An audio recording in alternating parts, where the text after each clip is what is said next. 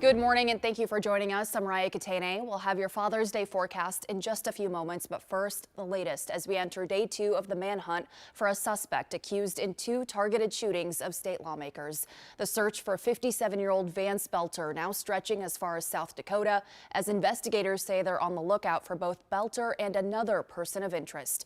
Right now, the FBI is offering a $50,000 reward for any information leading to an arrest.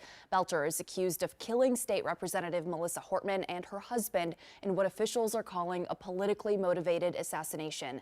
State Senator John Hoffman and his wife were also shot and are recovering in the hospital this morning.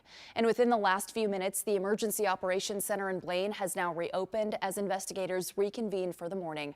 Our Audrey Russo joins us live from those headquarters. Audrey, what do we know right now? Yeah, Raya, things did just open up here. This is kind of our home base all day yesterday, and now as we're into the 7 o'clock hour, it has reopened. But we've been reaching out to law enforcement throughout the night, asking when the next update will be on the search. We've also asked if there have been any associates or friends of the suspect, Vance Belter, taken in for questioning. At this point in the morning, we don't know exactly when the next briefing will be. So this is the absolute latest from the FBI. Take a look at your screen. This is a picture of the suspect, Vance Belter. You can see he was last seen Saturday morning in Minneapolis wearing a light colored cowboy hat, a dark long sleeve shirt, light pants, carrying a dark bag. He's about 6'1". He weighs roughly 220 pounds. He has brown hair and brown eyes. And now, Raya, as you said, there's a $50,000 reward for his arrest, and he should be considered armed and dangerous, and he may pose as a police officer. So just to recap exactly what happened, police say around 2 a.m. Saturday, Senator John Hoffman and his wife were shot at their home in Champlin. We haven't been notified of any changes to their condition. We know that they are recovering, but when we were at the scene, we could see as many as 8 or 9 bullet holes through the front door of that residence.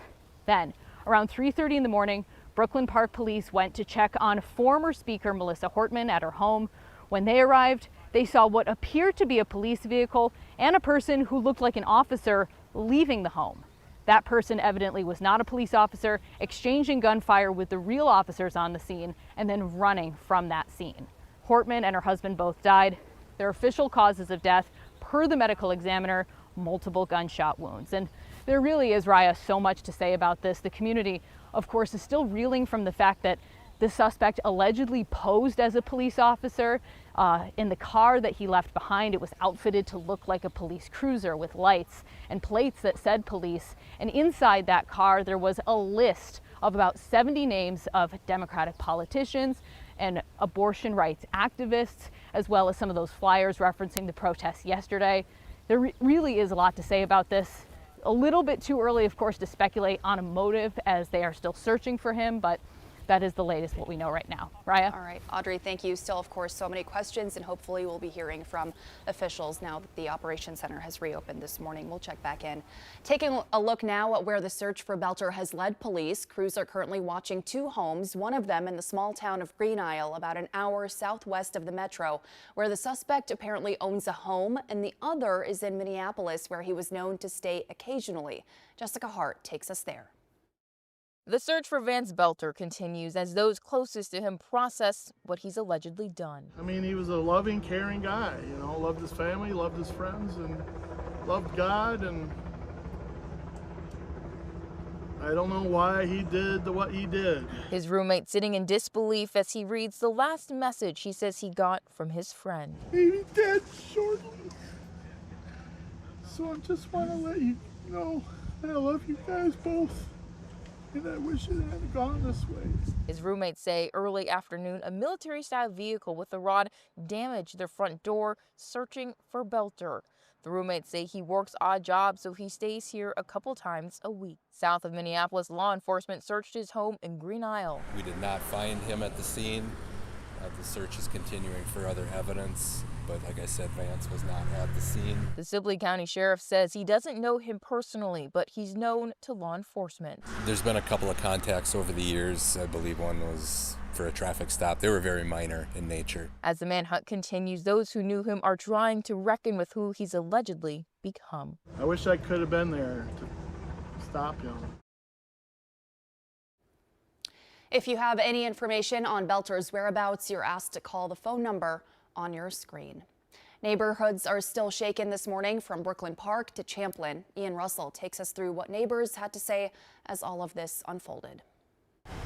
In the wake of tragedy, It was pretty intense, yeah, pretty scary. compassion remains. Like, know the Hoffmans, like they give king size or full size candy bars out at Halloween. Yeah, like they're real nice, personal. An early morning attack in Champlin, I can think like pop, pop, pop, right? For sure, 3. shaking the neighbors of State Senator John Hoffman and his wife Yvette. I mean, things can happen anywhere, but when it's just literally that close to home, it's kind of nerve-wracking a little bit. Police say 57-year-old Vance Belter started his attacks on lawmakers at the Hoffman home, disguised as law enforcement. I just saw it. It looked like a police car. Just a few miles away in Brooklyn Park, It's hard to see today.